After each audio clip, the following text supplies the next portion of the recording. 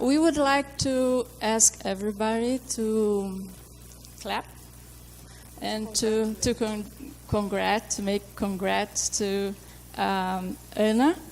Not just because this meeting that is wonderful for all of us, but mainly because the last slide of your presentation showing your 10 years group, and we know that this is very hard in our country. We don't have continuity, we don't have a structure to do things for so long, for a long time, for a long period. So this was the idea of Sibel, so now I will ask her to talk something, but congrats, really. It's important to have a group and people working with you, and you are not there in the southeast where we think we have more structure, more resources, so you are doing here in Paraíba, so very good.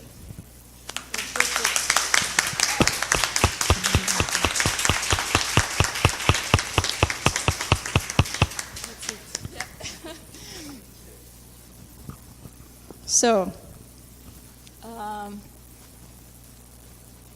I'm not a philosopher, but I'm going to read, just because I feel more comfortable reading in English than trying to speak.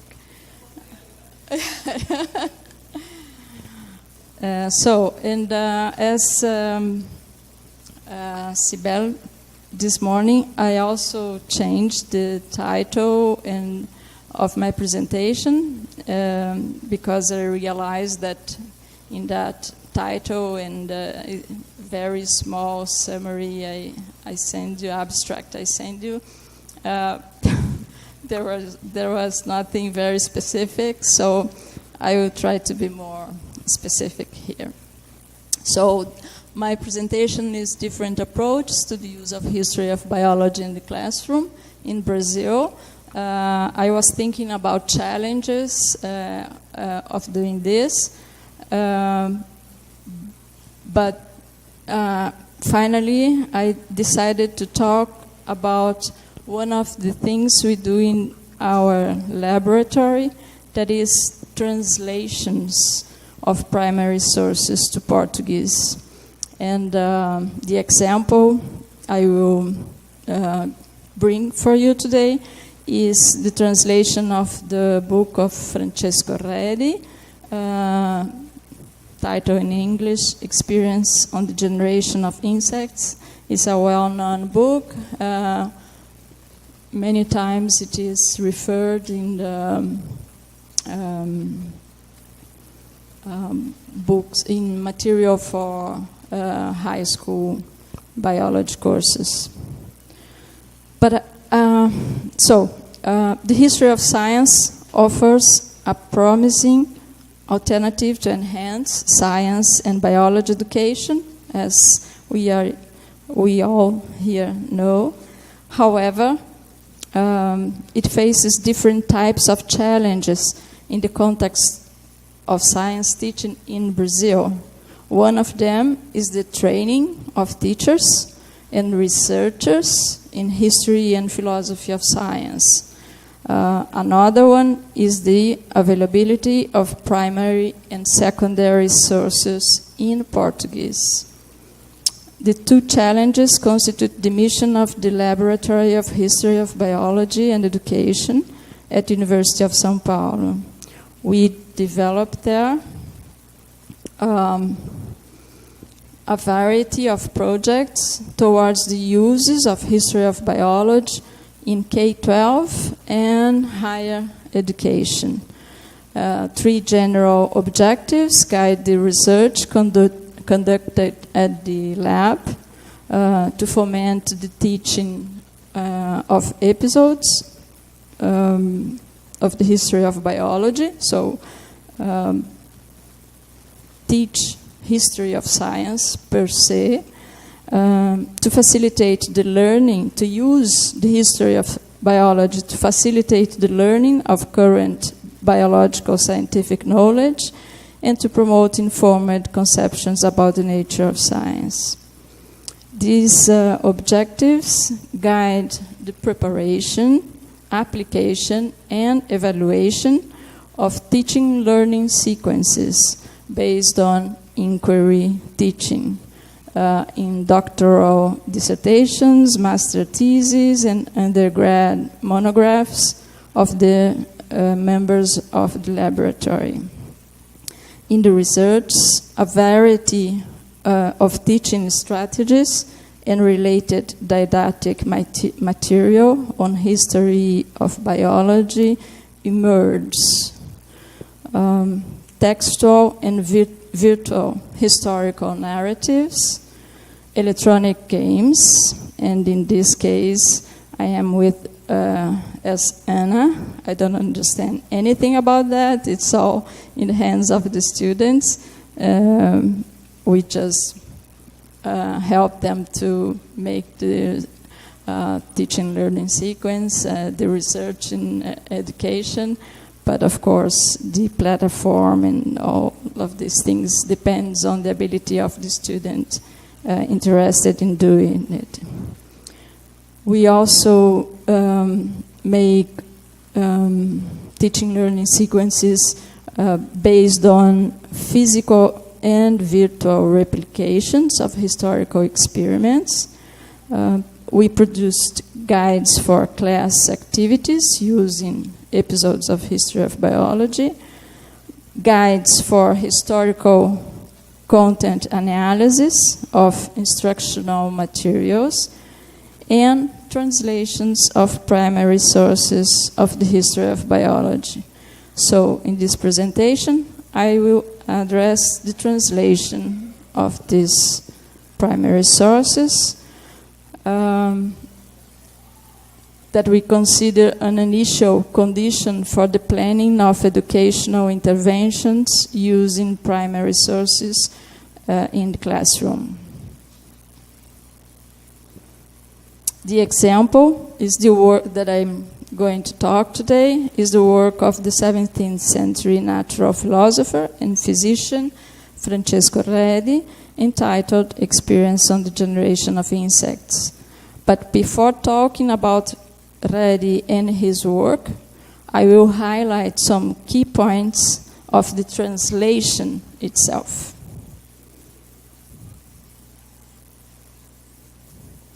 Every translation act expresses a tension between fidelity to the content and form of the original and the linguistic and extra-linguistic relevance of the text of arrival.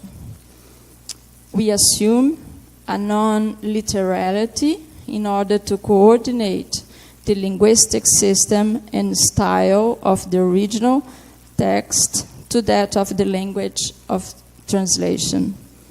One example of this non-literality, indicated in one of the many translators' footnotes that we add in this material, in the case of the book of Redi, is the breaking of his long paragraphs, frequently of many pages. As you see here, we had another page before and more to the same paragraph. So we break with this to make a text more easily reading in our current and Brazilian Portuguese language. Another thing we did is to cut the long and composed periods that Redi wrote, cutting it in shorter periods, replace it in shorter periods, in shorter coordinated periods coordinated around a complete and independent meaning.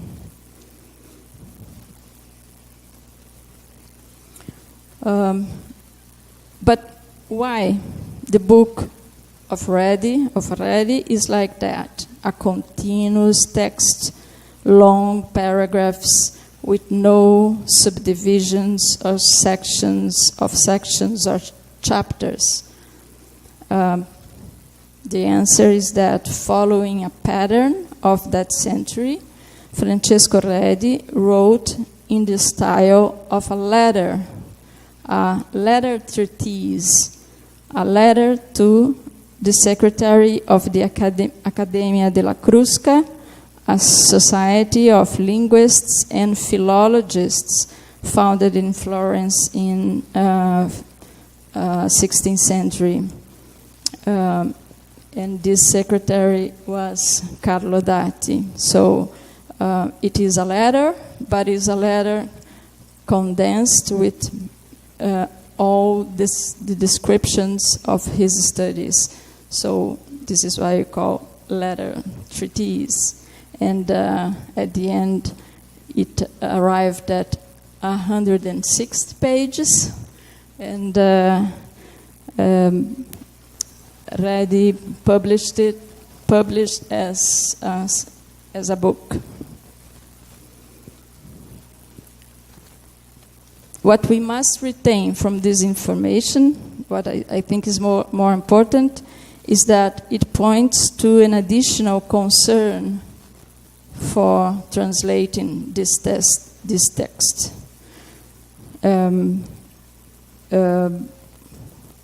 Redi worked as a physician. He was the personal physician, and for more than 30 years, of the regents of the Grand Duchy of Tuscany, Ferdinando II de' Medici, and his son and successor Cosimo III de' Medici.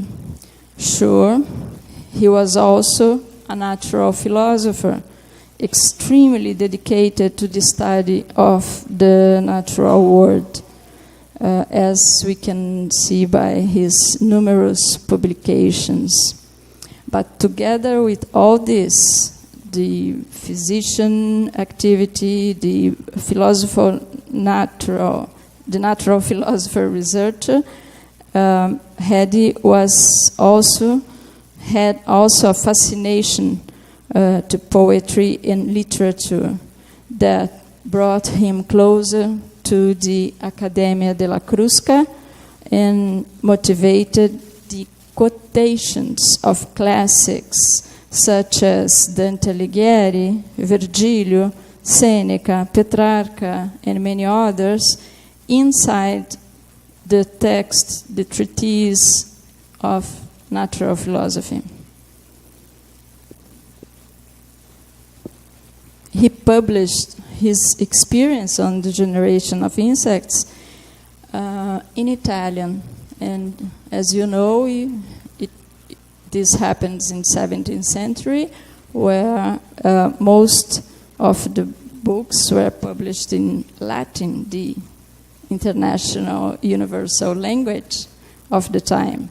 Redi didn't make this in the first publication, but always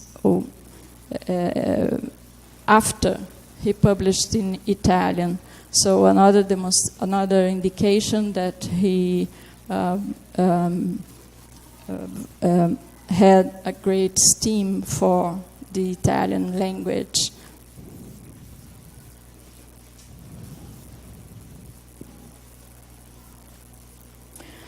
He published his experience on the generation of insects in 1668, and only 3 years later in Latin. His attention to words and his way of conciliating humanistic erudition and freedom of spirit printed in his writings a very own and pleasant style of reading, highly esteemed by contemporaries for the style of his language. So, translating the text of Redi faces also the challenge of not betray such stylistic aspects of the text of this 17th century polymath. On the other hand, we are committed to maintaining exact fidelity to the use of technical terms he employed, such as philosophical, naturalistic, or medical terms. Thus, for example, Francesco Redi's reference to the univocal and equivocal forms of generation, I will explain that later, we maintained these words in our Brazilian Portuguese version with an explanation by the translators in a footnote.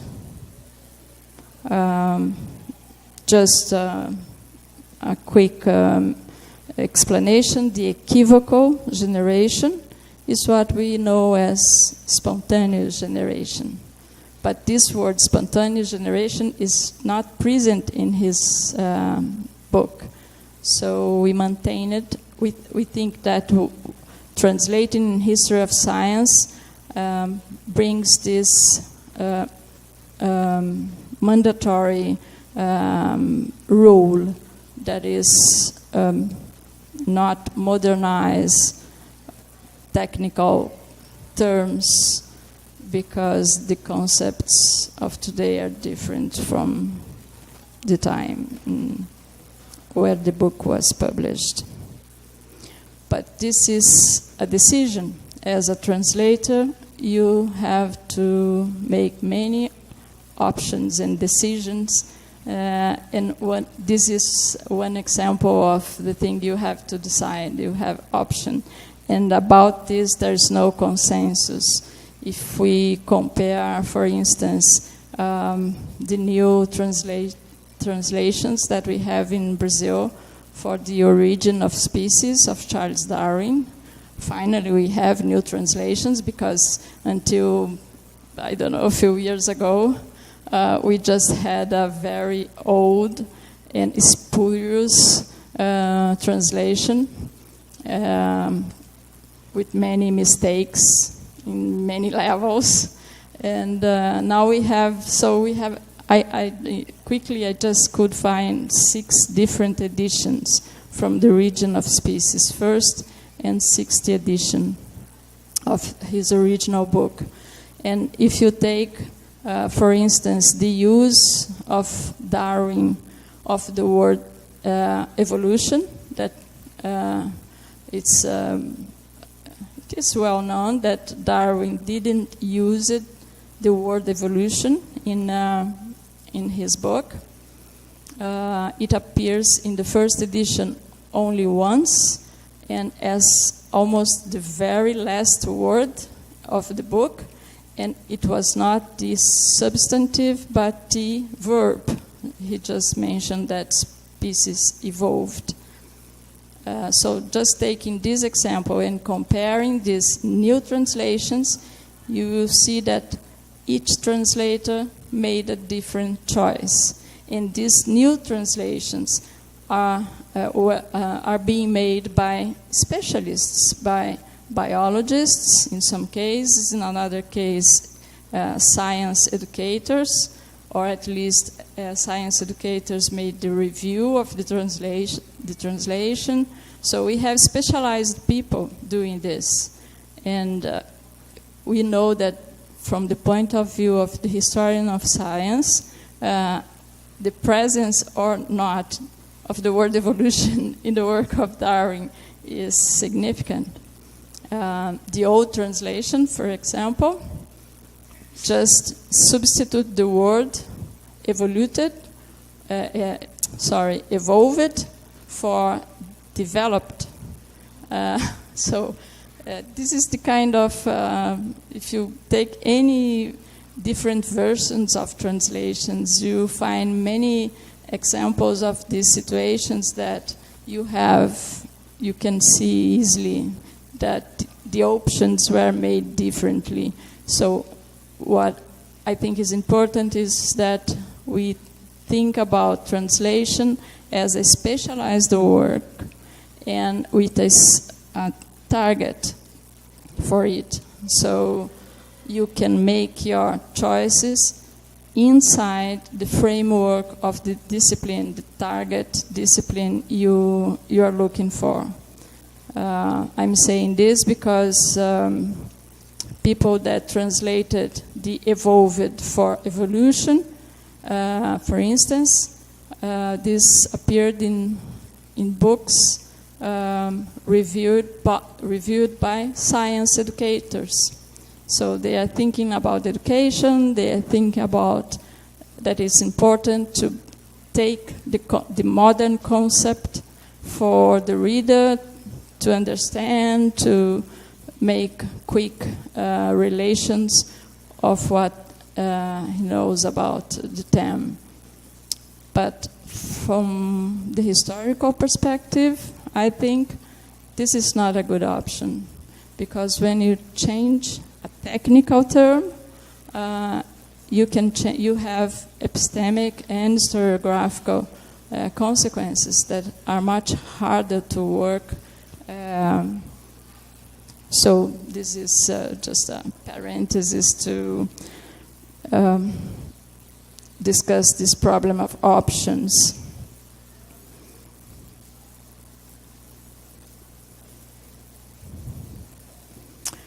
We know that translation is not an easy task. In general, in technical translations, proficiency in the original language and in the interpretation of the specialized area of the text is mandatory. You have to know that. But not only that. This is mandatory to ensure fidelity, but it's of the same importance, in my view, that the translator have some level of proficiency to write in the translated language to ensure good choices for the fluidity of the text. In the particular case of history of science, the desired modernization of language, when you take a text from 18th, 17th century, of course you need to actualize, to modernize the language, but this is possible for the terms of the common language, not for the technical terms, because that historiographical and epistemological consequence using anachronic terms. Another aspect of translation that I would like to mention is the comparison among different languages. For the present translation, it was that one. For instance, this work of Redi appears 100 years later in French. It was published in the 5th edition of the Collection Académique.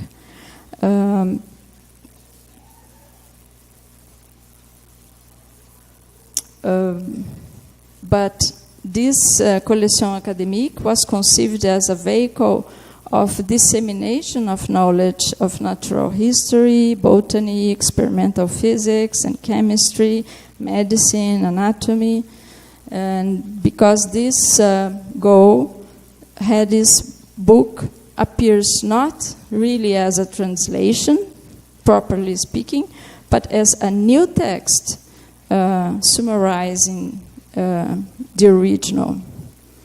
Although in general the collaborators of the Collection Académique did not misinterpret Redi's thoughts about the generation of the observed organisms, they entirely omitted, without any mention, the philosophical and metaphysical digressions of the beginning of the work, And most of the discussion about the opinions of the ancients, as well as they omitted completely all quotations to the classics of literature with which had enriched his writing. The result in historical terms is something quite different from the original work. Reflecting the interest in Reddy's work, in the early 20th century, in 1909, appeared the translation of Mab Bigelow to English. Mab Bigelow was a zoologist, a biologist. Although not a summary, as the last example, Bigelow translation also is quite distant from the original Italian. He presented the translation as complete, as being the translation of the whole book, but this version constantly suppresses, and without mentioning again, several sentences and paragraphs, as well as part of the literary quotations. The most serious problem of this translation, however, is the insertion of some religious terms as well as meta-scientific terms linked to the positivistic conceptions of science of the time that, of course, were not in the Reddy's original. Much more useful for our work of translating this book was a complete translation to French published by André Saint-Poux in 1970, produced in a context of the development of theory of translations of along the 20th century, considering the tension between fidelity and non-literality. This version values much more the original text because there's no suppressions, no additions, no modernization of technical concepts. Besides that, attentive to the style of Reddy's writing, the final product emphasizes the literary and artistic role of Reddy's legacy and places him as an authentic representative of the science and letters of the 17th century. Surely the most impacting contribution of Saint-Poux to our work was his addition of footnotes with the titles and authors of all the Greco-Latin poems cited by Reddy, mostly without reference.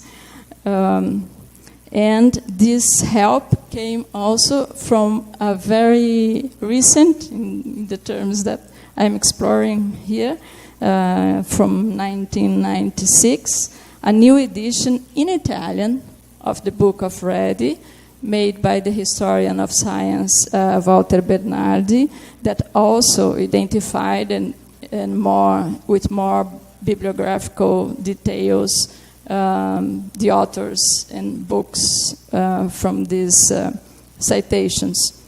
So it helped us because we could go directly to the search of these poems already translated and published by experts in Brazil.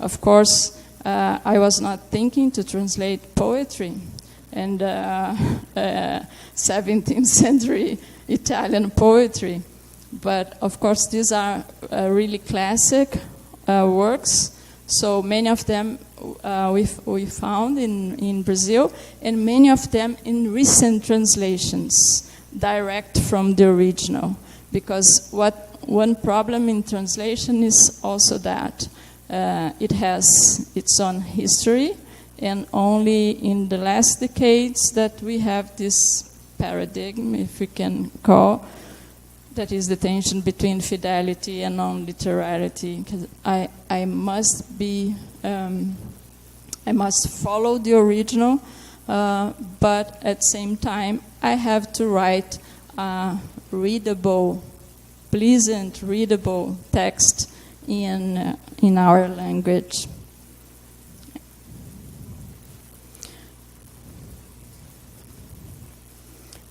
With the aim to submit this publication to a journal of the University of São Paulo, we didn't translate the whole book, but we selected from the original 160 pages the 27 initial pages to cover that we understand that cover the main things the reader must know about the book. So in these 27 pages, you can find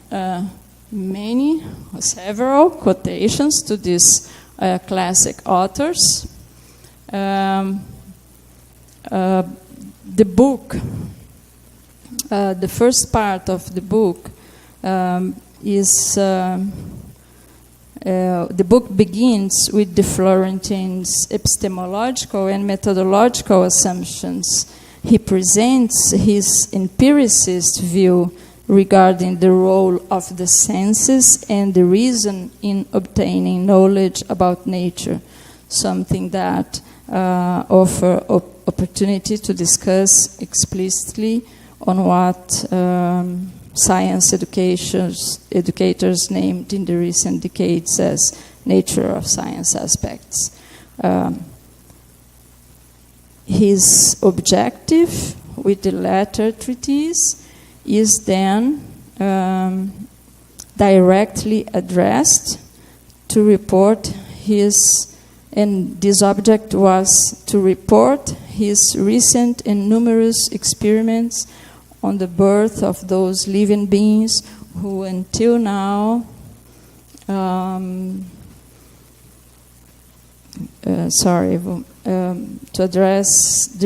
to report his recent and numerous experiments on the birth of those living beings who until now by all schools are considered to be born by chance and by their own virtue without semen.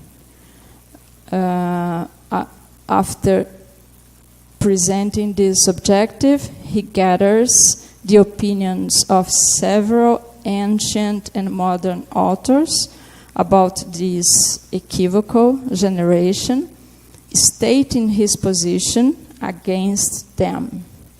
At this point, he starts the description of his famous experiments known as the denial of spontaneous generation. As already mentioned, the translation follows with few segments extracted from the end of the book. So the first items are all inside the initial 27 pages, and then we just went to the final part of the book, page 107, if I'm not wrong, and from where we took now only few extracts, few paragraphs, to show that Hedy, in this part, this final part of the book, he expressed another opinion on the matter, defending the existence of a peculiar kind of generation of animals. But before I tell you what opinion was that, I think it's important to remember the main aspects of the book for those of you that are not familiar with Hedy's work. So let's talk about the book a little bit.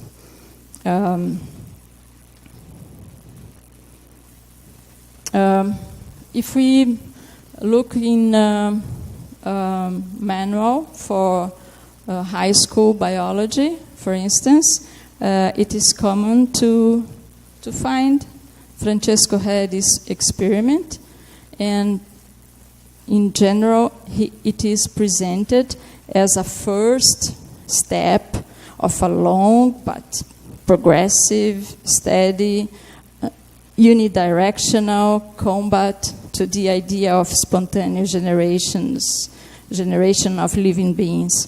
Almost a century later, his fellow countryman, Lazarus Spallanzani, made new observations and experiments in opposition to the ones carried on by the English John Tuberville Needham in the 18th century.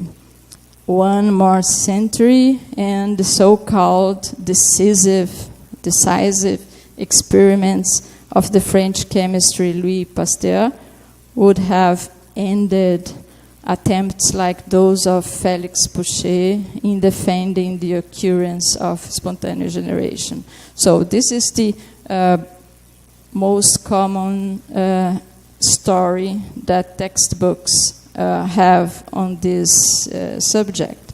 Of course, this story is quite linear, is a Manichaean story, and it was already deconstructed by several works on history of science.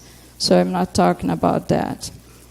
But I will return, so I will take the text of Redi, where we find the mention that he mentions that since Aristotle, it was admitted the existence of three types of generation in animals, what we call spontaneous generation from non-living materials, sexual reproduction involving parents, and asexual reproduction. But this asexual reproduction, mentioned by Aristotle, was treated almost as a new discovery by 18th century naturalists. So we can understand this reading Redi, because he just considered the other two. Animals reproduce by sexual reproduction or from non-living materials. With this context, his book is dedicated to these themes, to these questions, but as I said before, he used only the terms univocal and equivocal generation. The term univocal referred to the power of generation being transmitted only from a living body to another by means of progenitors. The equivocal or vague was the generation from an immaterial, inalterable principle that inhabit all matter and conform the living being. At the time of Redi, however, some scholars were skeptical about accepting that the equivocal generation occurred in larger organisms such as rats or frogs, but accepted that it occurred in organisms of the type of these imperfect animals such as insects, worms, slugs. As a member of the Accademia del Cimento, and enthusiastic about the use of Galileo's experimental method, Francesco Redi initiated his observations and experiments on the equivocal generation from non-living matter. He innovated the study of the living organisms, introducing series of experiments in parallel, For instance, he simultaneously used uncovered vials and vials covered with tissues to compare what happens in each one. Inside the two parallel vials, he placed in many experimental series different types of meats, raw and cooked, as well as other kinds of foods such as milk, fruits, vegetables. He also used dead organisms crushed, such as flies, bees, scorpions, spiders, frogs. The aim of the experiments was to verify if worms appeared on these already dead materials left in the open and closed vials. The result, as is known, Reddy noted that worms appeared only over the food in the open vials. Then he made new observations, and with this new set of experiments, he realized that these worms actually hatched from eggs deposited by flies that were attracted by the uncovered food. He then repeated again the procedure numerous times, varying again the types of food and crushed animals inside the vessels, and obtained the same result: generation of worms from eggs deposited by flies. And then he concluded that never having obtained not even one case of generation from non-living matter,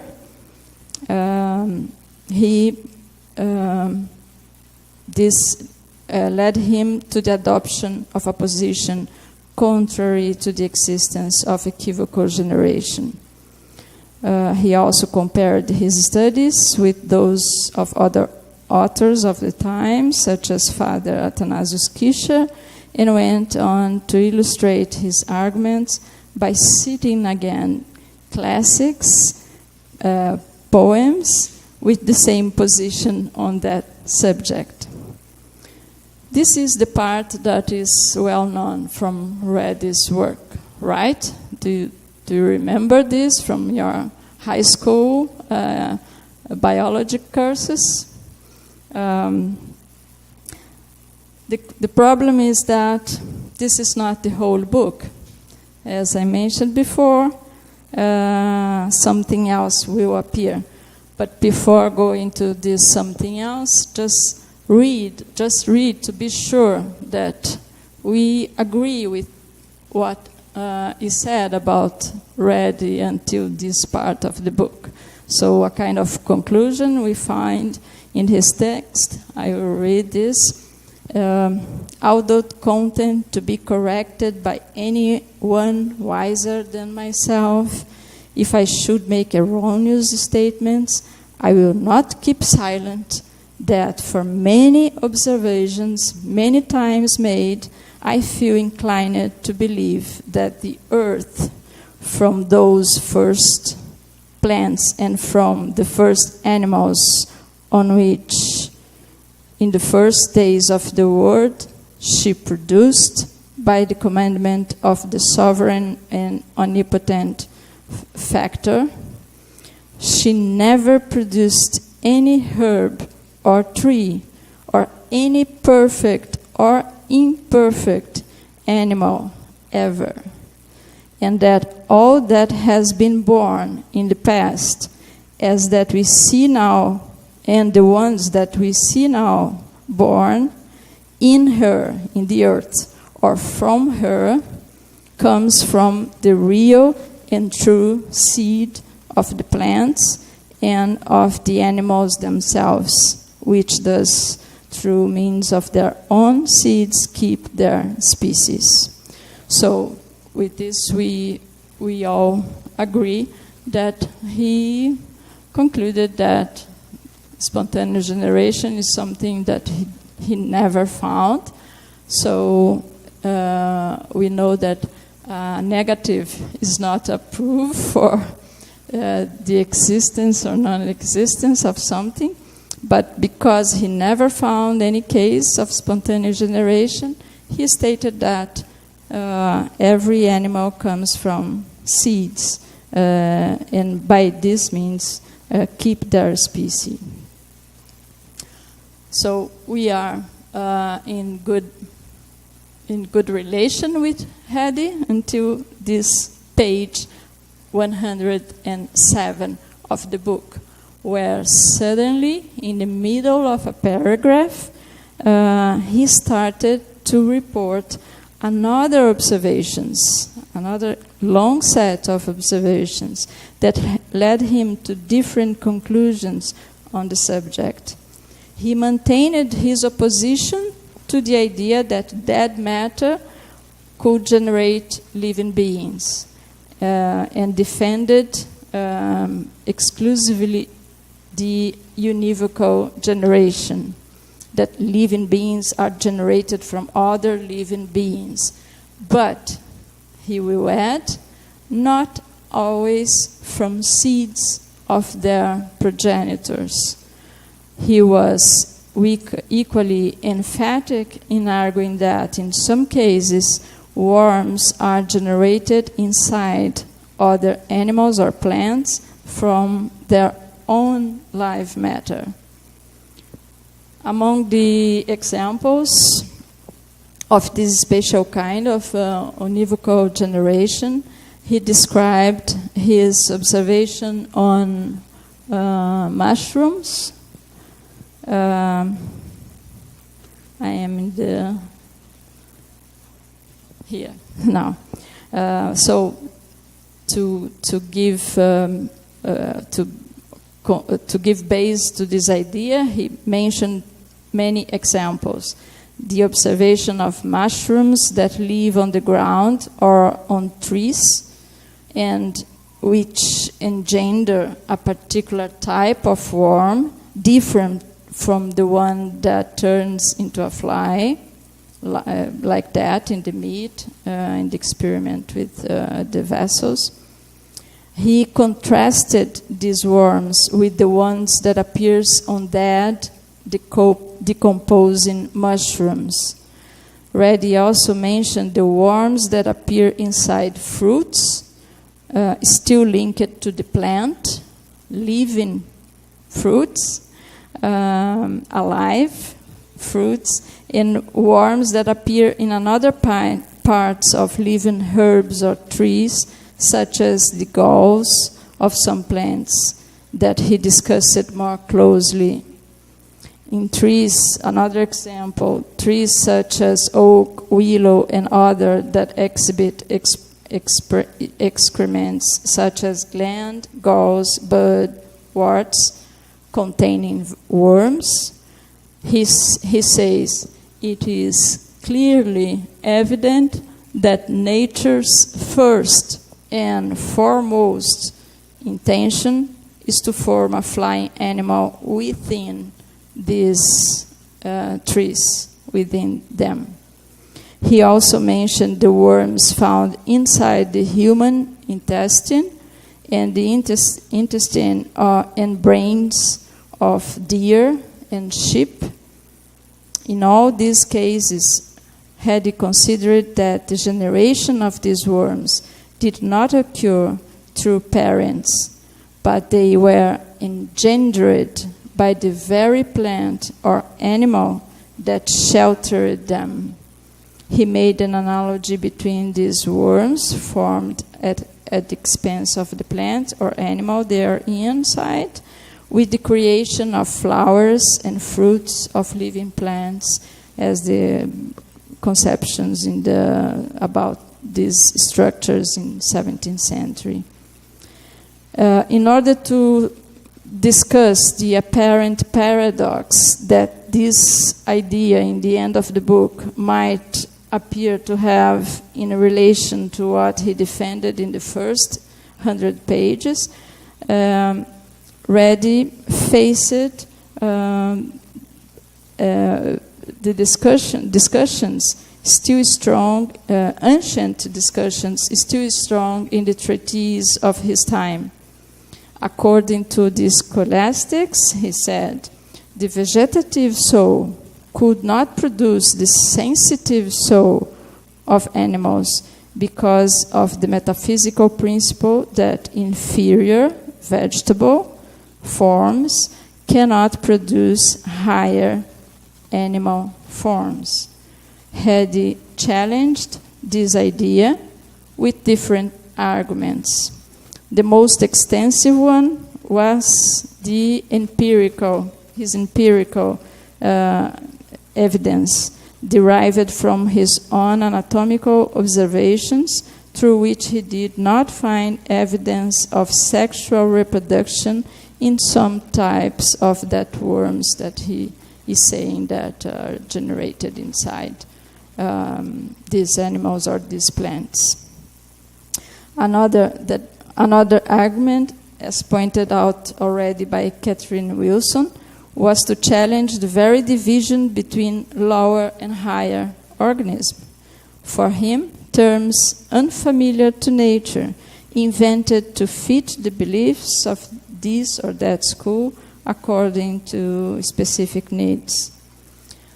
A third argument, metaphysical again, was his contestation of the Aristotelian distinction between the plant and animal soul. He argued that plants possess not only the vegetative soul, but also sensitive soul. And this sensitive soul would make them capable of engendering certain types of animals. He dedicated several pages of discussion of cases of the sensibility of plants, ending with the conclusion that if a thing is alive, it may produce a worm or so, as in the case of cherries, pears, plums, in oaklands, in galls and welts of osiers and ilex worms arise, which are transformed into butterflies, flies, and similar winged little animals. So, in conclusion, in the same book in which he detailed the experiments that challenged the equivocal generation of worms from dead matter, meat and other decaying foods, Reddy turned again to the defense of the existence of a productive virtue of the living soul, capable of engendering some types of living organisms from other living organisms, plants or animals, totally independent of the reproductive mechanisms of these organisms, contributing to the beginning of the standardization of process, instruments, and measures used in experimental research with animals and plants. His work was configured as an experimentation manual adopted throughout Europe. The vision of these multiple dimensions of interest on which Reddy had in-depth knowledge allow us to treat him as an representative, as a polymath and a representative of a man of the Renaissance. The understanding of his work demands not only a close connection unifying scientific, historical, linguistic, and poetic research, but also his philosophical, metaphysical assumptions. With the Brazilian Portuguese version of Francesco Reddy's book, now is the beginning of another work, that is to use or to plan different uses of these materials to teach with cases, to teach biology using cases of the history of biology. For example, The case will be developed by Carolina Perozzi Azevedo. She's starting her master degree. So the idea is to develop a teaching learning sequence based on inquiry research and using extracts of this primary source. This work was finalized by me and Lilian Alschuyer Pereira Martins. So we both, thanks to FAPESP and CNPq, and also to André Saint-Pour for sending the introduction and the first pages of his 1970 French translation, and also take the collaboration of Carolina to locate the poems published in Portuguese in our libraries. So that's it. Thank you. Okay, the questions? Breno?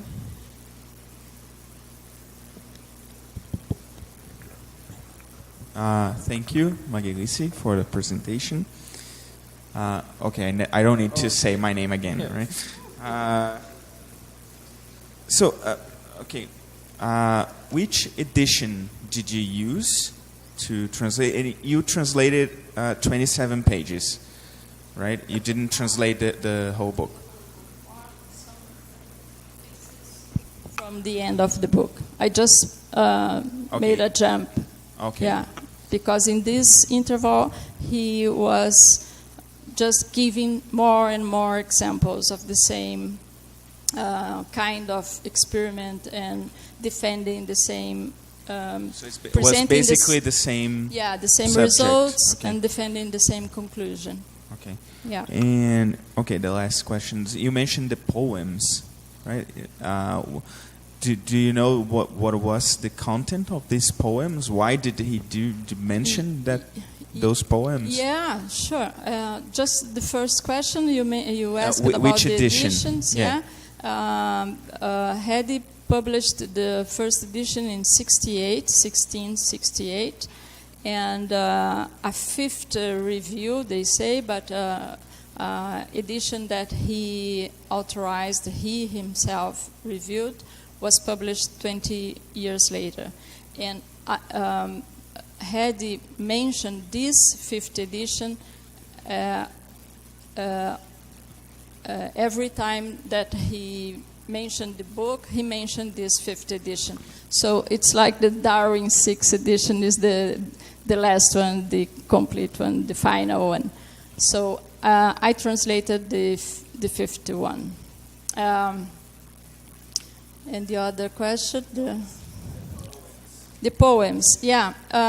Well, in the first moment, I was terrified because some of them were in Latin, others in Greek, others in Italian, others okay. But with the reference, we could go to the authors, and in some cases, I made contact with people that translated but not published yet, because when you go to Academia Edu, you find people working with poetry of Petrarca. So we made this kind of contact too. And if I'm not wrong, we just made one translation that we didn't find Brazilian Portuguese version. So they are always, well, after doing this and understand what was written there, we could follow that. We could see that Hedy was citing authors with the opinions that in the first part of the book, that was the authors that were against spontaneous generation. In the end, he found other ones that it is hard. I don't have a very clear idea of how name this second opinion of Hedy yet, because he kept his commitment with the univocal generation. Only living beings generate living beings, but not from seeds. So many historians of science, and Catherine Wilson is one of them, say that he was against univocal generation. I disagree, because he reinforced this idea. He compares, in the case of the mushrooms, larvae coming from living mushroom, and larvae and worms coming from dead mushroom. He says it's not the same. In these dead ones, we can see the egg, we can see the flying, leading eggs. And the same he did with the parasites. There is a very extent portion of the book where he discussed the different kind of parasites. And about the external parasites, he stated that all of them are derived from eggs.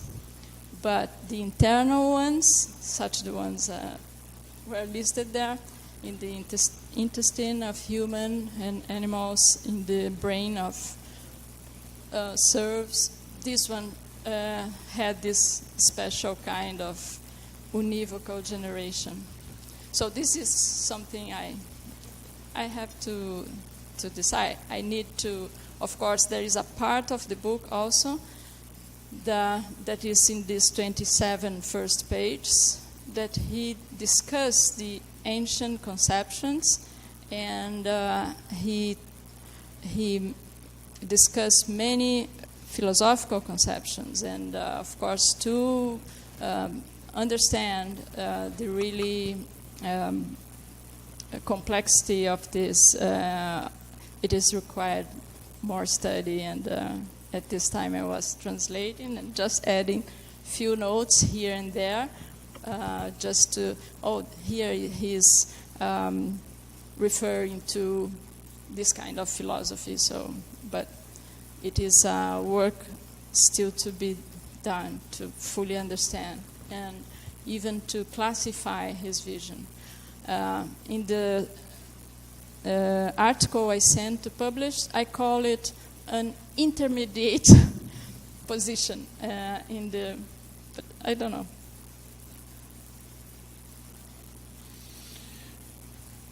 Andrea, le minuto. Andrea.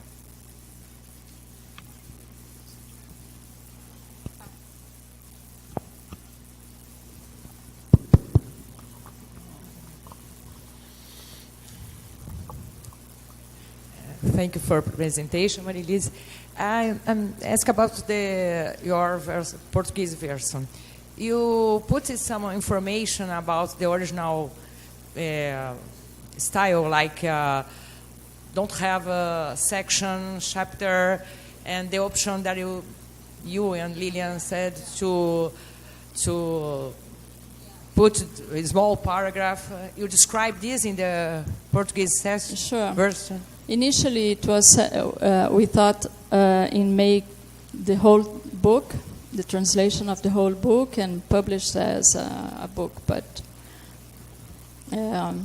economic situation of our country made me cut in the middle of the project. So I choose these 27 pages because they are well known, but they were badly well known because people know only the experiments and nothing about the philosophical and metaphysical discussion he makes there. So this part is complete. I didn't take out anything. And of course, in the first moment that we broke a paragraph or a sentence, we put a footnote alerting that the original is a continuous text. The translation is also preceded by an article that has all this in more detail. That is from where I made this shorter paper for you today. So in this article also we added many things about, many other things about the context of him, the situation he had in this Tuscany, in English is Ducado, and his position in that kind of messianato of the period. So the article is have more information. And I think about the poems too. The poems. The poems, yeah. Yes. Yeah, also in the poems we always mention from where we took the translation, and I think it's two cases we made ourselves. One is not really a poem, but is a quotation of Pliny. So I took the English version and we translated, and another one was fortunately was an easy and very short 2 verses of a poem, and I hope that people from literary studies don't think that we made a very bad work there. But all of them, one decision also we had to make was, are we going to put the original language at least in the footnotes? Because, for instance, this edition of Walter Bernardi, the Italian edition, he translated everything to Italian, but he put the original in the footnotes. And since we decided to submit to a journal, we just took off. Maybe if in a book in the future, it is good to have the original, at least for this literary and poetry. Yeah.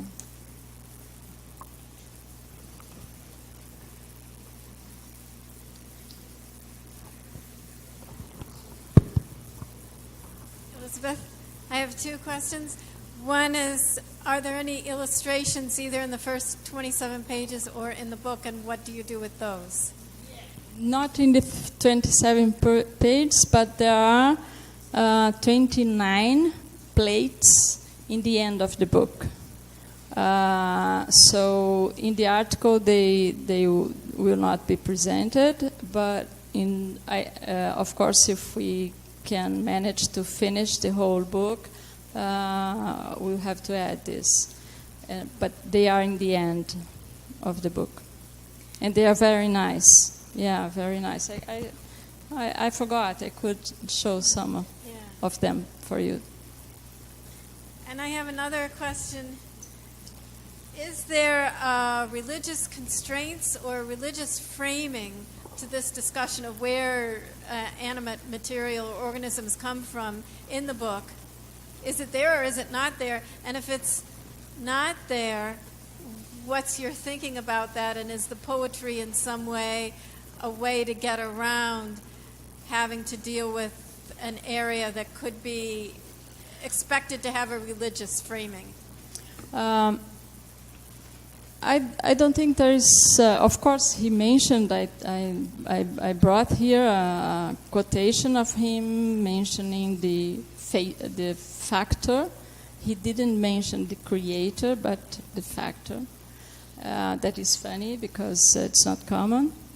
But I didn't find many relations to religious aspects. What I think the inclusion of the classics attended 2 perspectives. For one side, his passion and his initial career was he made many poems. They are considered lost, but there are registers that in the time they were appreciated. So people knew these poems. And so he developed this interest. And of course, in 17th century, we didn't have yet that separation to put them in another kind of publication. So this is one side, it's the context. of himself and the century. But on the other hand, if we look for the content of the poems, they are not as mere illustrations. The poems translate the very subject he is discussing. So they are used as authorities, but not from natural history, but from literature. And for instance, he puts there, one quotation is how the ancients knew about the flies leaving eggs inside on meat, decomposing meat, because they cover the cadavers, the dead people, with blankets. And women in the ancient times knew that because cover with tissues the meat in the house. So he used this with as a kind of argument that reinforce what he's showing.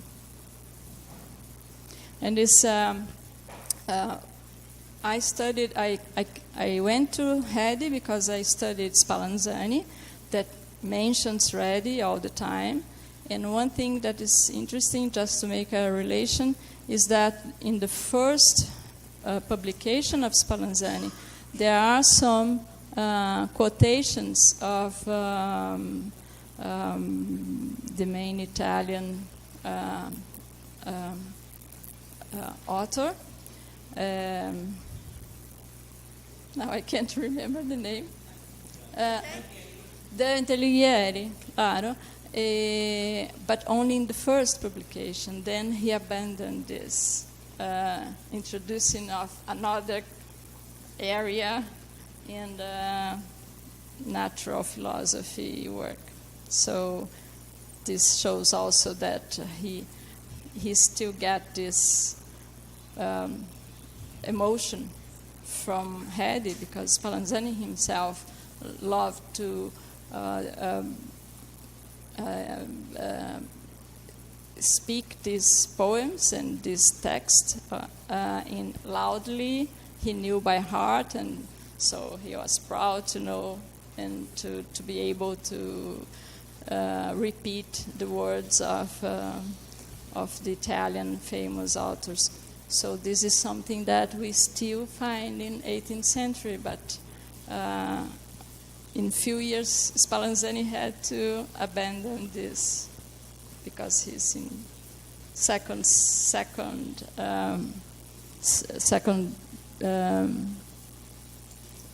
part of the 18th century already.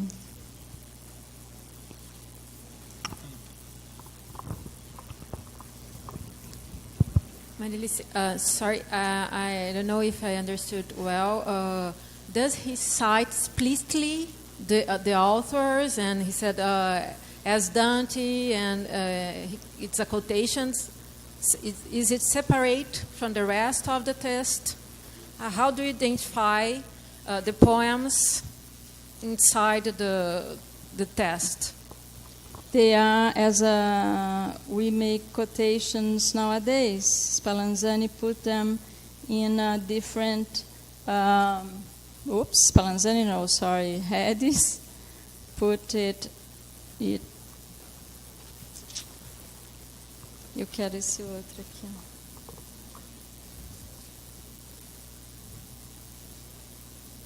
The problem is that there's no reference. Okay, it's not inside the test, in a continuous test. No, it's like the modern. Okay, that the modern with. Yeah, it's like we do, and here it's just Greek citations, just to have an idea. No notes, no reference. Sometimes before the quotation he said, "Yes, Dante Alighieri, yes," but I think this is 2 or 3 times, and in the whole book, if I'm not wrong, there are almost 60 different quotations. So there are lots of them all the time.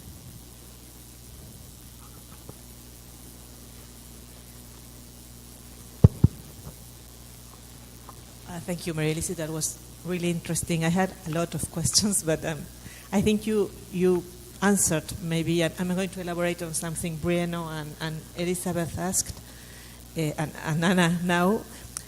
When he quote poetry, it's literary poetry, or some of them are philosophical poetry, because there are a lot of philosophy wrote in poems in poetical form. So I was wondering if it was using, you said he had a philosophical framework in the first part, if he was quoting, I don't know, I think Lucianus. it's the classic literary and poetry area. I don't remember any case different of that. I would write your I'm curious now about that. I can give you the whole list, and you can help me on this. Yes, I think that would be interesting. And I was thinking that it has to do with what we now call, after Snow, the two cultures. Reddy didn't know what the two cultures difference, no? The idea that science is one thing and humanities is another thing, and we have two different cultures. In Reddy, as you say, they are all together. Completely, yeah. Sure. And the other question I had to do with this word factor.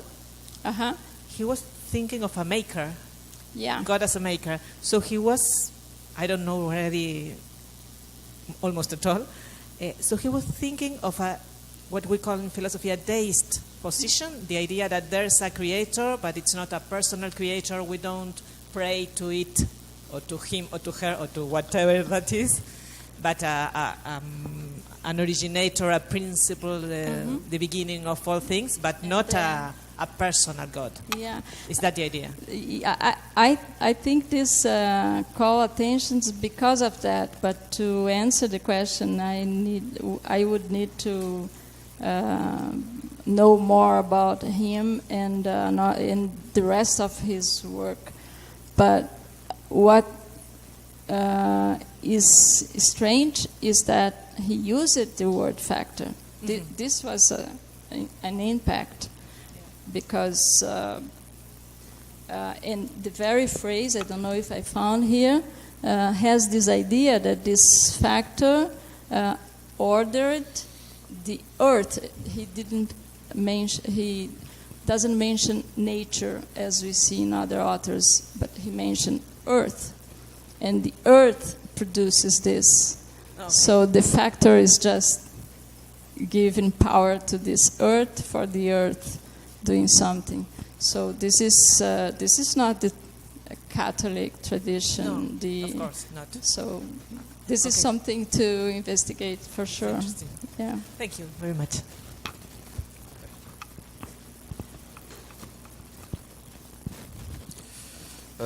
Two points. First, about the poems. We find many poems quoted in Sacrobosco's work on astronomy. Some historians have thought that he was using those quotations as authorities to reinforce his ideas. My interpretation is different. His book was written for students of the university.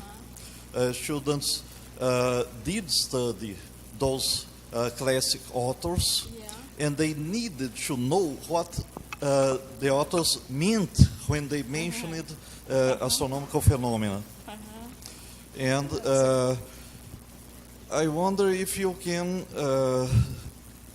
be sure that in this case he was really using the quotations as authorities to reinforce his ideas. Yeah, I can't be sure.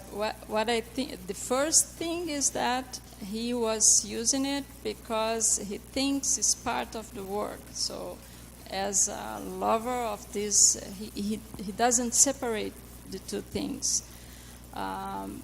The argument that they have also this role as authorship, authority, is that they are very well chosen for each subject. So they are not there just, I'm going to sit now, so, quote some of them. The quotation is precisely related with the subject. So he choose them. But I think this does not conflict with your interpretation. This can be another perspective. Hedy gave classes, including classes of Latin and Greek and poetry, but this wasn't his main activity. So I'm not sure if he was thinking about students reading the text. So in his case, maybe, but the context is not favorable to this interpretation, I think. But we can investigate a little more to know if we find. The other question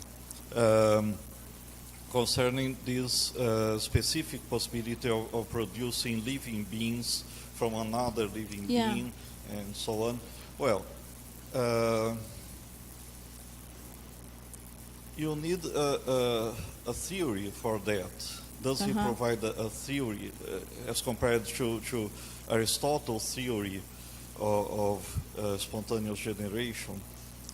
But it is against what Hedy is. Yes, but in the case of Aristotle, he must provide a source for what we translate as the soul of the living being.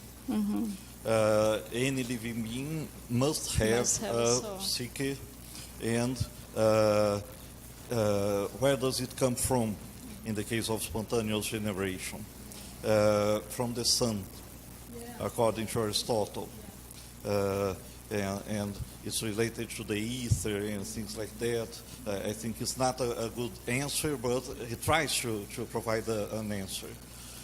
Now, but let's translate it as the saw.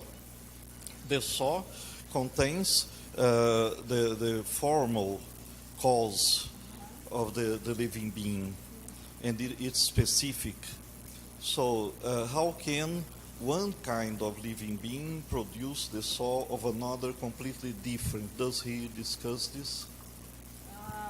He explored the arguments. I mentioned 3. There are more arguments there. I don't have enough knowledge to answer to you, but what I know from the book is that he was trying to answer different questions about this, because this is something many authors are discussing in the period. And the only moment, for instance, that he mentioned the word spontaneous generation is just because he was sitting, quoting a book published with this title in a few years earlier. So he is arguing with people that defend the spontaneous generation using arguments from the whole scholastic tradition, not only Aristotle, the pure Aristotle, but the whole scholastic tradition. So this is a kind of profound philosophical analysis that we didn't do in this time, and I'm not sure if I'm going to do, because it's only if with a partner from philosopher maybe, but it is the very question. So what is important here is that the whole story of Hedy is so reduced to his biological terms, and there are so more complex concepts and philosophical ideas there. And to fully understand what he's proposing, we have to understand this. But I didn't do it, so yeah. I'm looking for a student that from philosophy that want to learn about all this, read Latin. Yeah. So it's a project. Yeah. Yeah. Any other question? Okay. Thanks, Maria Elice.